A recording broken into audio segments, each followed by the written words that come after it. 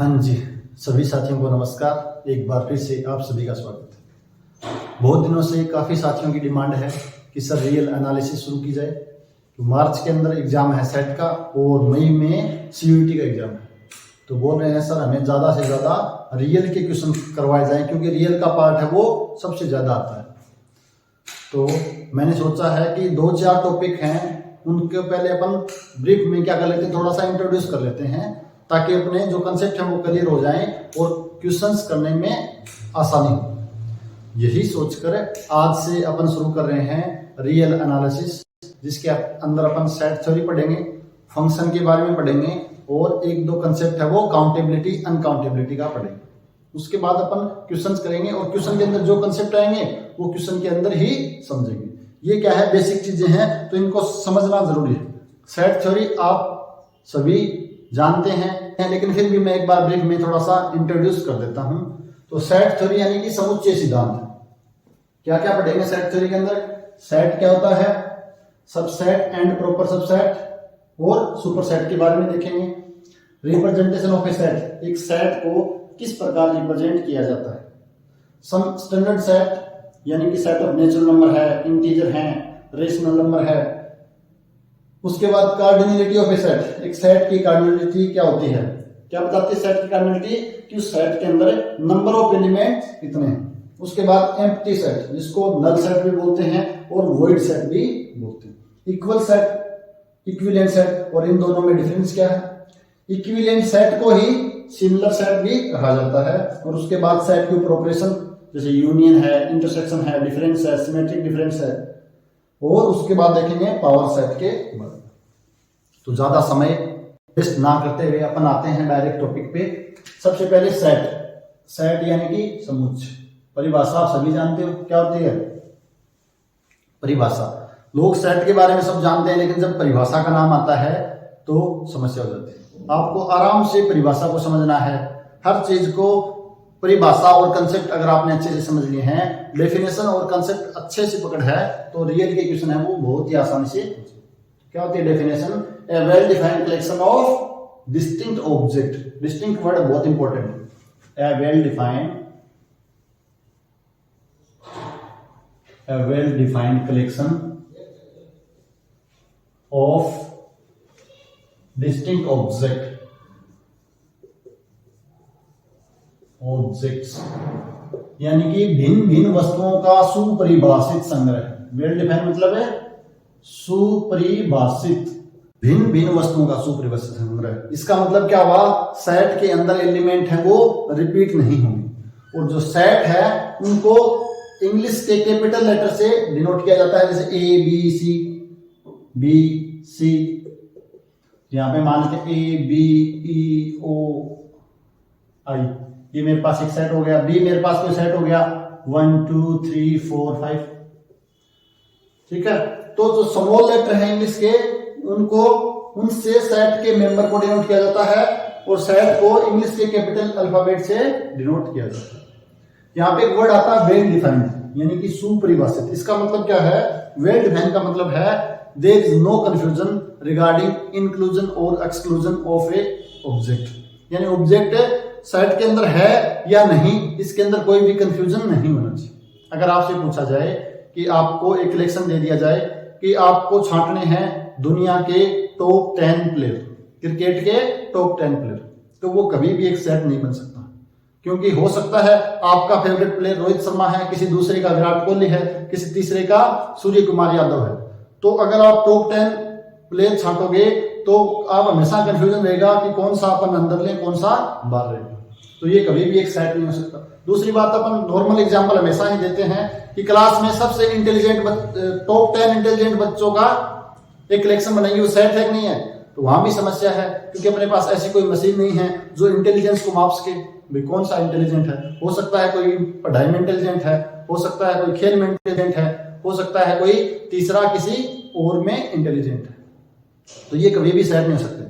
हाँ, अगर आपसे पूछा जाए कि क्लास के अंदर 80% से ऊपर वाले विद्यार्थी कितने हैं तो हमेशा वो एक सेट बन जाएगा, वो कलेक्शन हमेशा ही एक सेट बन जाएगा। तो ध्यान रखना definition, a well defined collection of distinct object. और सेट को कैपिटल लेटर से डिनोट किया जाता है, जबकि मेंबर को स्मॉल एलिमेंट इंग्लिश के अल्फाबेट हैं उनसे डिनोट किया जाता है। अगर ए आपके पास कोई सेट है, ए आपके पास कोई भी एक सेट है, एंड एक्स क्या है मेरे पास, ए का मेंबर है, x is a member of A, x A का मेंबर है, देन अपन इसको किस प्रकार राइट करेंगे, लिखेंगे एक्स बिलोंग्स टू ए। ये इस प्रकार लिखा जाता है, एक्स बिलोंग्स टू ए। किस प्रकार करेंगे, एक्स बिलोंग कर रहा है ए के अंदर। अगर वाई कोई is not a member, not a member, okay, अगर वाई कोई एलिमेंट है जो ए के अंदर नहीं है तो अपन किस प्रकार लिखेंगे, y does not belongs to A, y A का मेंबर नहीं। ये इसके लिखने का तरीका। अब बात करें सबसेट की और सुपरसेट की। और भी मेरे पास कोई दो सेट है, अगर ए का प्रत्येक एलिमेंट, क्या ए का प्रत्येक एलिमेंट बी का भी एलिमेंट हो जाए, यानी एवरी एलिमेंट या each element of A is an element of B, then अपन बोलते हैं ए बी का सबसेट है, ए बी का सबसेट है। और इसको इस प्रकार रीड करते हैं, A is contained, A is contained in B, A है वो बी के अंदर कंटेन्ड। तो ए को बी का सबसेट बोलते हैं और बी को ए का सुपरसेट बोलते हैं। अगर मैं इस प्रकार भी लिख सकते हैं इक्विवेलेंटली इसको, और इसको इस प्रकार भी पढ़ा जाता है कि बी कंटेन्स ए, बी कंटेन्स ए, बी ए को कंटेन कर रहा। तो मैथमेटिक्स के अंदर और प्योर मैथमेटिक्स में जो वर्ड है वो बहुत इंपॉर्टेंट है। थोड़ा सा चेंज किया, कंटेंट और कंटेंट्स, मामूली सा फर्क है लेकिन पूरा ही अर्थ बदल गया। तो ए इज कंटेन्ड इन बी, यानी ए बी का सबसेट है, बी कंटेन्स ए यानी बी है वो ए का सुपरसेट है। तो छोटे छोटे वर्ड हैं, इनको अपने को ध्यान देना है। अब आते हैं प्रॉपर सबसेट। तो प्रॉपर सबसेट कब बोलेंगे, ए को बी, मेरे पास कोई दो सेट है, ए बी का प्रॉपर सबसेट कब होगा, जब ए बी का सबसेट हो। पहली कंडीशन तो ए बी का सबसेट हो एंड बी के अंदर कम से कम एक ऐसा एलिमेंट होना चाहिए जो किसके अंदर नहीं हो, ए के अंदर हो, ए के अंदर ना हो। And A subset of B and there exist an element in B that is not in A। क्या है, A B का सबसेट है एंड B में कम से कम एक ऐसा एलिमेंट एग्जिस्ट कर रहा है जो A के अंदर नहीं है, देन अपन क्या कहेंगे, then A is proper subset, A is proper subset of B। A B का प्रॉपर सबसेट है और इसको इस प्रकार डिनोट करते हैं जनरली। हालांकि टोपोलॉजी वगैरह में कुछ राइटर हैं वो इस प्रकार सबसेट को भी डिनोट करते हैं, लेकिन वहां पे आपको क्लियरली मेंशन किया जाएगा कि ये सबसेट है या प्रॉपर सबसेट। तो ये क्या हो गया, मेरे पास प्रॉपर सबसेट हो गया। नेक्स्ट मेरे पास क्या है, representation of A set. Set को दो तरीके से रिप्रेजेंट कर सकते हैं। एक तो मेरे पास होती है रोस्टर फॉर्म, कौन सी, रोस्टर फॉर्म, और दूसरा मेरे पास कौन सी होती है, रूल फॉर्म या set builder form. Roster form कौन सी होती है, एक तो होती है मेरे पास रोस्टर फॉर्म से और दूसरा मेरे पास होता है set builder form. Set builder form का दूसरा नाम है रूल फॉर्म और रोस्टर फॉर्म का दूसरा नाम है टेबुलर फॉर्म। इसके अंदर क्या किया जाता है, जो सेट है उसको एक मजले ब्रैकेट के अंदर लिखा जाता है। जैसे ए मेरे पास कोई भी सेट है 1 2 3 4 5, यानी फर्स्ट 5 नेचुरल नंबर का सेट। या मैं बोलूं कोई सेट बी है जो क्या है, इंग्लिश के वोवल लेटर का set, A E I O U. ये मेरे पास क्या है, रोस्टर फॉर्म या टेबुलर फॉर्म। जबकि सेट बिल्डर फॉर्म में क्या किया जाता है, कोई ना कोई एक रूल होता है, उसके अकॉर्डिंग है वो सेट के एलिमेंट लिखे जाते हैं। जैसे मेरे पास ए कोई सेट है such that x belongs to S and such that x px। ए मेरे पास कोई सेट है वो इस प्रकार लिखा जाता है x belongs to S such that px, यानी ये एलिमेंट इस प्रॉपर्टी को सेटिस्फाई करते हैं। P क्या है, मेरे पास कोई एक प्रॉपर्टी है, एक रूल है, तो इसके अंदर वो एलिमेंट आएंगे जो इसको सेटिस्फाई करेंगे। एग्जाम्पल के लिए मैं बोलूं, एक सेट B है मेरे पास, x belongs to set of integer such that x square minus 1।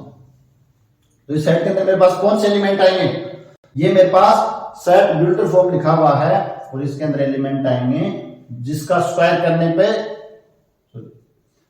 क्या है, x belongs to z such that x square minus 1 बराबर 0। यानी कि इसके अंदर वो एलिमेंट आएंगे जिनका स्क्वायर करें माइनस 1 करें तो 0 हो जाता है। तो कौन कौन से एलिमेंट हम, तो एलिमेंट 1 है और माइनस 1 है। तो ये वाला सेट है वो सेट बिल्डर फॉर्म में लिखा है, जबकि ये वाला रोस्टर या टेबुलर फॉर्म में लिखा। तो किसी भी सेट को दो तरीके से अपन रिप्रेजेंट कर सकते हैं या लिख सकते हैं। नेक्स्ट है सम स्टैंडर्ड सेट। तो सबसे पहले मेरे पास आता है सेट ऑफ नेचुरल नंबर, जिसको अपन किस प्रकार डिनोट करेंगे, इस सिंबल से डिनोट करेंगे, जो होते हैं 1 2 3 एंड सो ऑन, कहां तक, इनफाइनाइट तक चलते हैं और 1 से स्टार्ट होते हैं। अगर मैं बात करूं सेट ऑफ इंटीजर, तो मेरे पास हो जाएंगे 1 हो जाएंगे -3 -2 -1 0 1 2 3 एंड सो ऑन।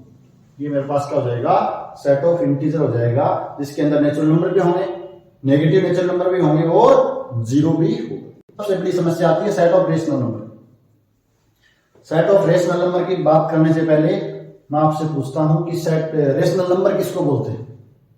तो रेशनल नंबर क्या होता है कि sir P by Q form के नंबर, जहां पे P और Q क्या है, मेरे पास इंटीजर है एंड Q क्या है, रेशनल नंबर की बात की जाए तो ये रेशनल नंबर है।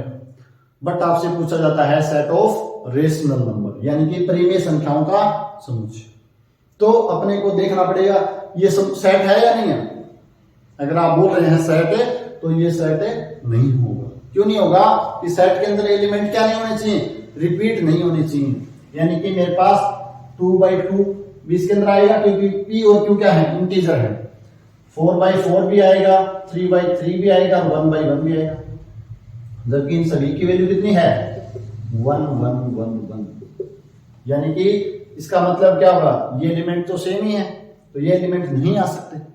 इसके अलावा बात करूं 1/2 है, 2/4 है, 4/8 है, इन सभी की वैल्यू कितनी है, 1/2, तो ये एलिमेंट भी नहीं आ सकते। इनमें से कोई एक एलिमेंट आएगा। क्यों, तो डेफिनेशन देख लीजिए अपन ने, इस सेट के अंदर एलिमेंट क्या होंगे, डिस्टिंक्ट होंगे, यानी कि पुनरावृत्ति नहीं होगी। तो मेरे पास क्या करना पड़ेगा, मुझे कुछ एक्स्ट्रा रिस्ट्रिक्शन लगानी पड़ेगी ताकि इसके अंदर एलिमेंट है वो रिपीट ना हो। तो जब सेट ऑफ रेशनल नंबर की बात की जाती है, तो इसको लिखते हैं P/Q such that P belongs to integer, Q belongs to natural number and GCD of P/Q है वो मेरे पास क्या हो जाता है, 1 हो जाता है। GCD P और Q की 1 हो जाती है, उस केस में एलिमेंट है वो रिपीट नहीं होगी। अगर आपको GCD का नहीं पता, ग्रेटेस्ट कॉमन डिवाइजर बोलते हैं, तो इसका एक वीडियो बना रखा है, तो आप प्ले लिस्ट में जाके नंबर थ्योरी वाले में वहां से अच्छे से समझ सकते हैं। तो यहां से इनकी GCD कितनी है, 2, इनकी 4, इनकी 3, इनकी 1। तो जिनकी GCD 1 है, सिर्फ वो एलिमेंट आएगा, यानी सिर्फ यही एलिमेंट आएगा, इसके अलावा एलिमेंट नहीं आएंगे। सिमिलरली इनकी GCD क्या है, 1, इसकी और इसकी 2, इसकी और इसकी 4, तो ये एलिमेंट नहीं आएंगे क्योंकि इनकी GCD 1 नहीं। तो ये मेरे पास सेट ऑफ रेशनल नंबर होता है। अगर मैं बात करूं सेट ऑफ रियल नंबर की, तो अपन डिनोट करेंगे आर से। तो जितने भी नंबर हैं मेरे पास रियल लाइन के ऊपर, उसको डिनोट करेंगे सेट ऑफ रियल नंबर से। और रियल नंबर क्या होता है, Q यूनियन R-Q, R-Q। यानी ये मेरे पास क्या होता है, परिमेय संख्या, ये होती है मेरे पास अपरिमेय संख्या। रेशनल और इरेशनल का यूनियन करेंगे तो रियल नंबर मिल जाएगा। तो मैं बात करूं तो मेरे पास सेट ऑफ नेचुरल नंबर क्या होता है, सबसेट होता है इंटीजर का, ये सबसेट होता है रेशनल नंबर का, ये सबसेट होता है रियल नंबर। और ये एक दूसरे के प्रॉपर सबसेट है, एक दूसरे के प्रॉपर सबसेट है, क्योंकि इसके अंदर -1 होता है तो इसके अंदर नहीं है, इसके अंदर 1/2 होता है वो इसके अंदर नहीं है, और इसके अंदर √2 होता है वो इसके अंदर नहीं है। तो ये क्या है, एक दूसरे के अंदर प्रॉपरली कंटेन्ड होते हैं, यानी प्रॉपर सबसेट। तो इनके बारे में थोड़ी बहुत जानकारी होनी चाहिए आपको कि रेशनल नंबर क्या होते हैं, इंटीजर क्या होते हैं और नेचुरल नंबर क्या होते हैं। उसके बाद अपन बात करें कार्डिनलिटी की। कार्डिनलिटी ऑफ ए सेट क्या होती है? किसी सेट में नंबर ऑफ एलिमेंट कितने हैं, किसी सेट में नंबर ऑफ एलिमेंट कितने हैं वो उस सेट की कार्डिनलिटी को बताती है। तो कार्डिनलिटी क्या होती है? ए कोई भी सेट है, the number of elements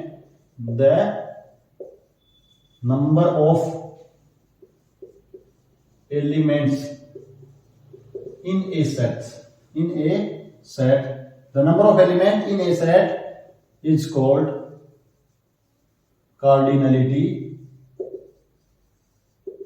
of a set। यानी सेट के अंदर टोटल नंबर कितने हैं वो उस सेट की क्या बताती है? कार्डिनलिटी को बताती है। अगर मेरे पास कोई ए सेट है एंड डिनोटेड बाय, किस प्रकार डिनोट करेंगे? And denoted by. अगर कोई सेट ए है तो उसकी कार्डिनलिटी को डिनोट करेंगे दिस सिंबल से, और कार्डिनलिटी ऑफ, ये सिंबल किसको बताते हैं? ए सेट की कार्डिनलिटी को। एग्जांपल के लिए जब आपसे पूछा जाता है एक सेट ए है जिसमें नंबर ऑफ एलिमेंट कितने हैं? 1 2 3 4 5, तो इस सेट की कार्डिनलिटी कितनी होगी मेरे पास? इस सेट की कार्डिनलिटी हो जाएगी 5। अगर कोई सेट है जिसमें नंबर ऑफ एलिमेंट क्या है? 10 हैं, तो सेट की कार्डिनलिटी क्या हो जाएगी? 10 हो जाएगी। अगर कोई सेट फाइनाइट है तो उसकी कार्डिनलिटी फाइनाइट हो जाएगी। अगर कोई सेट इनफाइनाइट है तो उस केस में कार्डिनलिटी का कंसेप्ट है वो भी आता है। तो एक बार मैं थोड़ा सा आपको ब्रीफ में बता देता हूं, डिटेल से अपन कभी बाद में चर्चा करेंगे। Set of natural number, set of natural number क्या है? प्रॉपर सबसेट है जेड का, और ये प्रॉपर सबसेट है रेशनल नंबर का। तीनों के तीनों क्या है? रेशनल नंबर है, सॉरी तीनों के तीनों इनफाइनाइट सेट है, तीनों के तीनों इनफाइनाइट सेट है। अगर आपसे कोई पूछे कि इस सेट और इस सेट की कार्डिनलिटी कितनी होगी, मैं बात करूं कार्डिनलिटी ऑफ एन की, कार्डिनलिटी ऑफ जेड की और कार्डिनलिटी ऑफ क्यू की, आपसे पूछा जाए तो किस सेट की कार्डिनलिटी है वो ज्यादा होगी, तो आप कहोगे ऑब्वियसली आपके मन में यही क्वेश्चन आएगा कि सर इसमें एलिमेंट कम है तो इसकी कार्डिनलिटी कम होगी।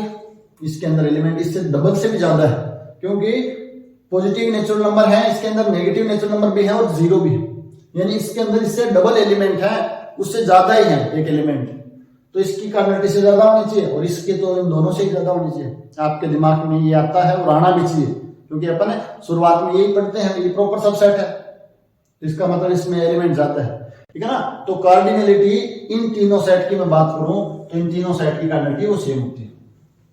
आपको होगी कैसे, तो ये अपन बाद में डिस्कस करेंगे काउंटेबिलिटी वाला कंसेप्ट के अंदर। और ध्यान रखना इनकी कार्डिनलिटी कितनी होती है? LF नोट होता है, इसको अपन बोलेंगे LF नोट।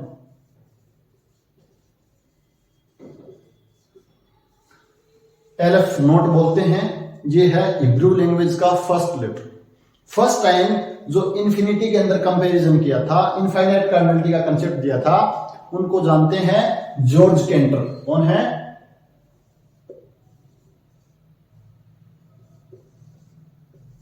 क्या नाम उनका? जॉर्ज केंटर है, जिसको कहा जाता है father of set theory. Father of set theory कौन है? George canter. जब उन्होंने पहली बार कहा कि इनकी कार्डिनलिटी सेम होती है और cardinality of Q complement and cardinality of real number वो क्या होती है? बराबर होती है, लेकिन इनसे ज्यादा होती है, इनसे ज्यादा होती है। उसको डिनोट किया था उन्होंने C से, इसको बोलते हैं कंटिन्यूम। क्या बोलते हैं? कंटिन्यूम। फर्स्ट टाइम जब उन्होंने ये क्या क्या इनफाइनाइट के अंदर भी कंपैरिजन किया तो उनको बहुत ज्यादा विरोध झेलना पड़ा था कि ऐसा कैसे हो सकता है कि ये भी इनफाइनाइट सेट है, ये भी इनफाइनाइट सेट है, इन तीनों की कार्डिनलिटी सेम है, जिसको बोला था LF नोट, और इसकी कार्डिनलिटी क्या आती है? C होती है। ये भी कंसेप्ट कहां से आता, कैसे आता है, ये थोड़ा सा डिटेल से समझना पड़ेगा, तो इसको अपन कभी बाद में चर्चा करेंगे। आपको बस ये ध्यान रखना है कि इसकी कार्डिनलिटी LF नोट है और इसकी कार्डिनलिटी C। और डिटेल से बात करें तो जो सेट किसके सेट सिमिलर है, N के सिमिलर है, उनकी कार्डिनलिटी LF नोट होती है, और जो सेट R के सिमिलर होते हैं उनकी कार्डिनलिटी C होती है। इतना सा आपको एक बार के लिए ध्यान रखना है ताकि क्वेश्चंस करें तो अपने को आसानी रहे। नेक्स्ट कंसेप्ट है मेरे पास, तीन कंसेप्ट है, एक तो एम्प्टी सेट, एक है इक्वल सेट और एक है इक्विवेलेंट या सिमिलर सेट। तो एम्प्टी सेट किसको कहेंगे? ऐसा सेट जिसमें नंबर ऑफ एलिमेंट क्या हो?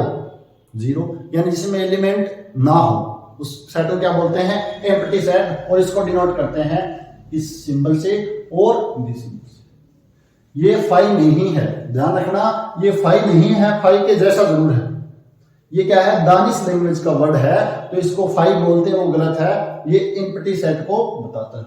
ये दोनों सिंबल ऐसा कर देंगे तो एम्प्टी सेट नहीं होगा, ध्यान रखना।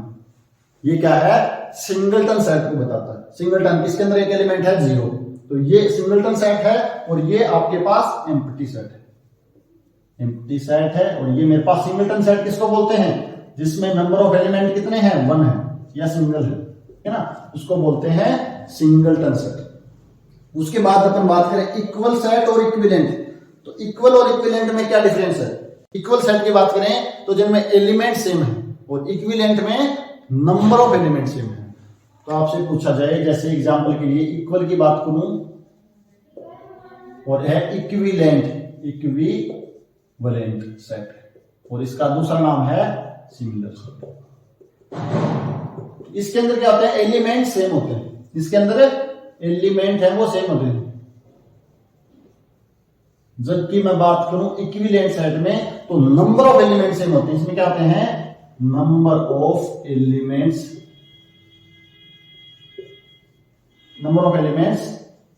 Are same. ठीक है ना, थोड़ा सा डिफरेंस है, ध्यान रखना। इसमें नंबर ऑफ एलिमेंट सेम है, इसमें एलिमेंट ही सेम है।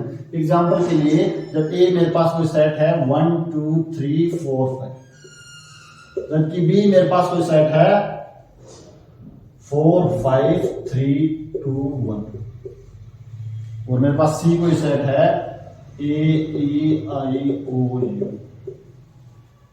तो ए और बी जो सेट है वो इक्वल सेट है। क्या है? ए और बी इक्वल सेट है, क्योंकि इसमें एलिमेंट सेम है, सिर्फ ऑर्डर ही चेंज है। जबकि ए और सी की बात करूं या बी और सी की बात करूं तो मेरे पास क्या है? ये इक्विवेलेंट है या सिमिलर सेट है। क्यों? क्योंकि इसमें नंबर ऑफ एलिमेंट सेम है। इसकी कार्डिनलिटी 5 है, इसकी 5 है और इसकी 5 है। तो मैं बात करूं इक्विवेलेंट सेट की, तो A and B are equivalent या सिमिलर सेट। कब बोलेंगे? If and only if cardinality of A बराबर कार्डिनलिटी ऑफ बी। अगर आपको किसी दो सेट को इक्विवेलेंट सेट दिखाना है या सिमिलर सेट दिखाना है तो आपको क्या दिखाना है? उनकी कार्डिनलिटी है वो सेम है। अगर कार्डिनलिटी सेम है तो वो सेट क्या हो जाएंगे? Equal set. इसी प्रकार अगर आपको कोई दो सेट है ए और बी, ए एंड बी आपके पास क्या है? दो सेट्स हैं, तो इनको इक्वल प्रूव करना है तो आपको क्या करना पड़ेगा? आपको दिखाना पड़ेगा ए बी का सबसेट है एंड बी है वो ए का सबसेट है। ए बी का सबसेट है एंड बी ए का सबसेट है, देन ए बराबर बी। इफ एंड ओनली है ए बराबर। तो दो सेट को इक्वल प्रूव करना है तो क्या करना है? दोनों को एक दूसरे का सबसेट दिखा दो। तो यहां से मैं बोल सकता हूं दोनों सेट क्या है? इक्वल है। अगर दोनों सेट इक्वल हैं तो ए बी का भी सबसेट है और बी ए का भी सबसेट है। जबकि इक्विवेलेंट में उनकी कार्डिनलिटी को सेम दिखाना। तो ये मेरे पास था इक्वल सेट और इक्विवेलेंट सेट। अब बात करें ऑपरेशन ऑन सेट। जैसे नंबर में ऑपरेशन कौन कौन से होते हैं? जोड़, घटा, गुणा, भाग। ये होते हैं 4, एडिशन, मल्टीप्लिकेशन, सब्ट्रैक्शन और डिवीजन। जबकि सेट के अंदर जो ऑपरेशन होते हैं वो क्या क्या होते हैं? एक तो होता है यूनियन, दूसरा होता है इंटरसेक्शन, तीसरा होता है डिफरेंस, चौथा होता है सिमेट्रिक डिफरेंस। पांचवा एक कॉम्प्लीमेंट का भी कंसेप्ट आता है। यूनियन क्या होता है? ए एंड बी दो सेट हैं, A and B are 2 sets, दो सेट्स। तो यूनियन को डिनोट करते हैं ए यूनियन बी से। क्या होता है? ये सिंबल है मेरे पास, यानी कि ए यूनियन बी बोलते हैं। और इसका मतलब क्या है? एक्स वो element such that x belongs to A और एक्स बिलोंग्स टू बी और एक्स बिलोंग्स टू बोथ। इसका मतलब ये भी है ए में है या बी में है या दोनों में है, तो उसको बोलते हैं ए यूनियन। इसी प्रकार मेरे पास 10 सेट हो जाए तो 10 का यूनियन लेना है तो क्या है? किसी भी एक सेट में आ गया तो वो उसके यूनियन में आ जाएगा। सेकंड प्रॉपर्टी इंटरसेक्शन की बात करें तो इसको डिनोट करते हैं इस सिंबल से, ए इंटरसेक्शन बी, यानी कि वो x such that x belongs to A and x belongs to B। जब इंटरसेक्शन की बात करते हैं तो इसका मतलब वो एलिमेंट आएंगे जो A में भी है और B में भी है, यानी जो दोनों के अंदर है, जो कॉमन एलिमेंट है वही इंटरसेक्शन में है। अगर मैं डिफरेंस की बात करूं तो इसको डिनोट करते हैं A माइनस बी से, और इस प्रकार भी किया जाता है A माइनस बी। इसके अंदर वो एलिमेंट आएंगे सच दैट कि x A में है but x not belongs to B, यानी कि वो एलिमेंट आएंगे A माइनस बी में जो A में है लेकिन B में नहीं। अगर अपन बात करें सिमेट्रिक डिफरेंस तो इसको डिनोट किया जाता है A, और इस जो ट्राइंगल टाइप का सिंबल होता है A सिमेट्रिक डिफरेंस में, इस प्रकार अपन रीड करेंगे तो इसके अंदर वो एलिमेंट आएंगे सच दैट, या इसको मैं थोड़ा सा इस लैंग्वेज में इसमें लिखते हैं कि A union B minus A intersection, यानी कि A symmetric difference of A और B है वो किस प्रकार लिखा जाता है कि A यूनियन B में से A इंटरसेक्शन B घटा दिया जाता है, और इसको इस प्रकार भी लिखते हैं A minus B union B minus A, यानी A माइनस B का डिफरेंस का यूनियन करना है B माइनस A के डिफरेंस से, तो ये लिखा जाता है सिमेट्रिक डिफरेंस। और अगर अपन बात करें कॉम्प्लीमेंट की, इसको डिनोट करते हैं A डैश से या A C से। क्या होता है कॉम्प्लीमेंट? और A कॉम्प्लीमेंट में मेरे पास अगर मैं यूनिवर्सल सेट है मेरे पास कोई U, तो X belongs to U but X not belongs to, यानी वो सारे एलिमेंट जो A के अंदर नहीं, उसको क्या बोलते हैं? कॉम्प्लीमेंट ऑफ A बोलते हैं। अब मैं बात करूं तो यहाँ पे अपन वेन डायग्राम से देखते हैं तो यूनियन को किस प्रकार डिनोट करते हैं। अगर मेरे पास ये कोई सेट A है, ये मेरे पास कोई सेट B है, तो अगर मैं बात करूं यूनियन की तो मेरे पास सारे के सारे हैं ये एलिमेंट आ जाएंगे यूनियन में। अगर मैं बात करूं इंटरसेक्शन की तो मेरे पास क्या हो जाएगा, ये मेरे पास A है, ये मेरे पास B है, तो इंटरसेक्शन में जो एलिमेंट कॉमन है यानी कि सिर्फ ये एलिमेंट आएंगे। अगर मैं बात करूं डिफरेंस की तो मेरे पास कौन से एलिमेंट आएंगे, ये A है, ये B है, तो A माइनस B का मतलब जो A में है लेकिन B में नहीं है, यानी कि जो ये वाले एलिमेंट हैं वो इसके डिफरेंस में आ जाएंगे। अगर मैं बात करूं सिमेट्रिक डिफरेंस की तो मेरे पास कौन से एलिमेंट आएंगे, ये मेरे पास A है, ये मेरे पास B है, तो A union B minus intersection, यानी यूनियन में से इंटरसेक्शन घटाना है तो यूनियन पूरा होता है, इंटरसेक्शन ये वाला पार्ट है, तो मेरे पास सिमेट्रिक डिफरेंस में सिर्फ है ये एलिमेंट आएंगे। या मैं बोलूं A minus B union B minus A, तो ये कॉम्प्लीमेंट की बात करूं तो अगर मेरे पास ये कोई भी सेट A है, ये मेरे पास कोई सेट A है, इसका कॉम्प्लीमेंट क्या हो जाएगा, वो सारे के सारे जो यूनिवर्सल सेट में हैं लेकिन A में नहीं है, तो A के अलावा सारे एलिमेंट क्या जाएंगे ये कॉम्प्लीमेंट में। तो ये मेरे पास कुछ सिंपल से ऑपरेशन थे। इसके अंदर कुछ प्रॉपर्टी है, तो A है या B है, दोनों के दोनों क्या होंगे A यूनियन B के अंदर कंटेन आएंगे। A भी A यूनियन B में कंटेन होता है और B भी A यूनियन में कंटेन होता है। साथ में A यूनियन अगर एम्प्टी सेट लेंगे तो मेरे पास क्या आ जाएगा, ये आ जाएगा। सिमिलरली अगर मैं बात करूं इंटरसेक्शन की तो A इंटरसेक्शन B है वो कंटेन होता है A में भी और B में भी, B के अंदर भी कंटेन होगा और A में भी कंटेन होगा। अगर मैं बात करूं A इंटरसेक्शन एम्प्टी सेट का तो मेरे पास क्या आ जाएगा, एम्प्टी सेट हो जाएगा। ये सिंपल प्रॉपर्टी है, आपको पता ही है। अब मेरे पास क्या है, A माइनस बी, ये ध्यान रखना इसको, A माइनस बी ये इंपॉर्टेंट है, इसको अपन इस प्रकार भी लिख सकते हैं A इंटरसेक्शन B कॉम्प्लीमेंट। ये वाली प्रॉपर्टी है, कई बार बहुत यूज आती है, A माइनस बी यानी कि A इंटरसेक्शन B कॉम्प्लीमेंट। आप देख सकते हो A में से क्या करना, A के साथ किसका इंटरसेक्शन लेना है, B कॉम्प्लीमेंट का लेना है, तो आपके पास सिर्फ ये वाला एरिया ही रहेगा by Venn diagram. Symmetric difference होएगा, कॉम्प्लीमेंट है वो आप आसानी से करिए। तो इसके बाद एक डी मॉर्गन लॉ आता है, तो क्या बोलता है De Morgan law, De Morgan law क्या बताता है कि A यूनियन B का इंटरसेक्शन है ना, A यूनियन B का कॉम्प्लीमेंट क्या आ जाएगा, A कॉम्प्लीमेंट यूनियन है वो इंटरसेक्शन में चेंज हो जाएगा। और दूसरा है A इंटरसेक्शन B का कॉम्प्लीमेंट निकालना है, तो आप A कॉम्प्लीमेंट निकाल लो और बी कॉम्प्लीमेंट निकालो, इनका यूनियन करो। यानी डी मॉर्गन लॉ में इंटरसेक्शन है वो यूनियन में कन्वर्ट हो जाता है और यूनियन है वो इंटरसेक्शन में कन्वर्ट हो जाता है। इसके अलावा एक कंसेप्ट आता है, अगर ए इंटरसेक्शन बी मेरे पास क्या है, एम्प्टी सेट, यानी ए और बी में कोई भी एलिमेंट कॉमन नहीं है, देन अपन बोलते हैं then A and B are disjoint set. A and B are disjoint set. क्या होते हैं और बी डिसजॉइंट सेट होते हैं। तो ये मेरे पास क्या है, कुछ इंपॉर्टेंट प्रॉपर्टीज हैं, किसके रिलेटेड हैं, ऑपरेशन ऑन सेट से रिलेटेड। अब अपन बात करते हैं पावर सेट की। तो पावर सेट की बात करें तो क्या होता है पावर सेट, ए आपके पास कोई भी एक सेट है, पावर सेट हमेशा किसी न किसी सेट का होता है।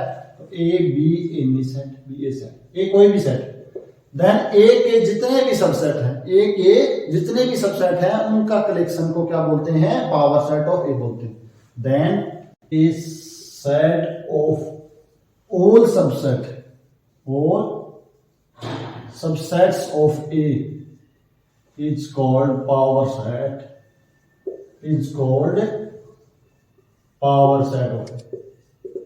यानी A कोई भी सेट है, उसके जितने भी सबसेट होंगे उस कलेक्शन को क्या बोलते हैं, पावर सेट ऑफ ए बोलते हैं। एग्जांपल के लिए पावर सेट ऑफ ए को डिनोट करते हैं पी ए से, इससे पी।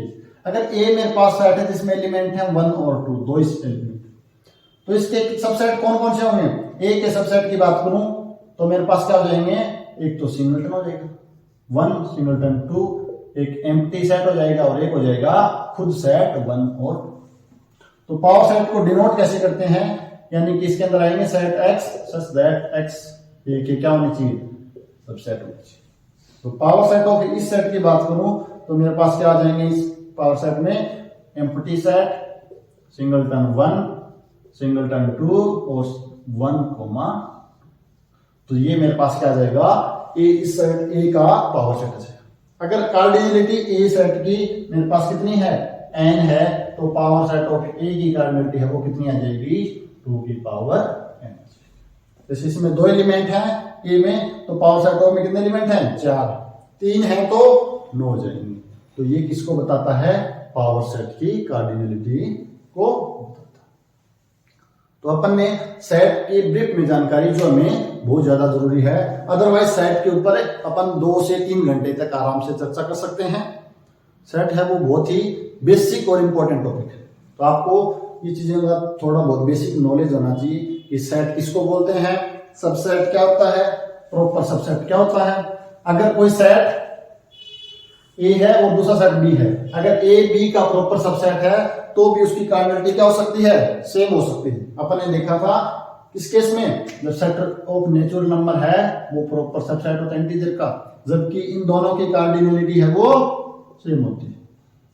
ये सिर्फ इनफाइनाइट के केस में होता है, ये सिर्फ इनफाइनाइट के केस में नहीं होता। फाइनाइट केस में अगर कोई सेट ए बी का प्रॉपर सबसेट है तो उसकी कार्डिनलिटी कम ही हो। ये आपके पास सेट है वो बेसिक जानकारी है। तो नेक्स्ट क्लास में अपन फंक्शन के बारे में पढ़ेंगे थोड़ा सा, कि फंक्शन कब एग्जिस्ट करता है, फंक्शन के लिए क्या क्या चाहिए, फिर ग्राफिकल मेथड, फिर अपन 1 फंक्शन की एग्जिस्टेंस और डेफिनेशन देखेंगे। उसके बाद ऑन टू फंक्शन क्या होता है और टोटल नंबर ऑफ फंक्शन किस प्रकार निकाले जाते हैं, 1 फंक्शन कितने होंगे एसीबी में, ऑन टू फंक्शन कितने होंगे, इसके बारे में थोड़ी डिटेल से चर्चा करेंगे। उसके बाद अपन क्वेश्चन देखेंगे जो सेट में और सीयूईटी में आते हैं। जो पुराने क्वेश्चन आए हैं तो उनके कंसेप्ट पढ़ेंगे और उन क्वेश्चन को किस प्रकार सोल्व किया जाता है इसके बारे में डिस्कस करेंगे। चलो मिलते हैं नेक्स्ट क्लास में। सभी का बहुत बहुत धन्यवाद।